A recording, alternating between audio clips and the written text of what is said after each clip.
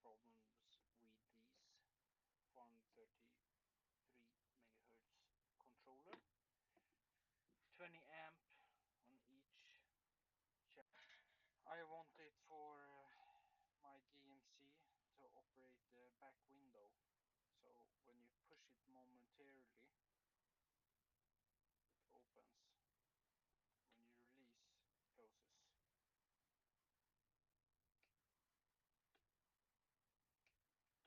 And the thing was this small piece here. This sits right here. If you move it from this position to this position, changes the settings on these. Really, the button here is just to connect the new controls and stuff. So actually, this is how it works now. No power there, right? When I hold, got voltage. When I release, it opens.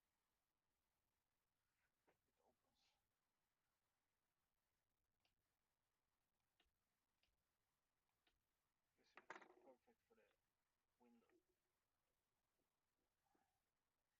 perfect for the window. So I don't have to step in the car all the time.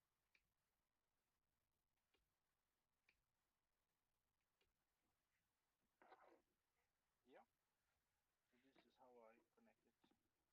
12 volt there, plus and minus. Here is plus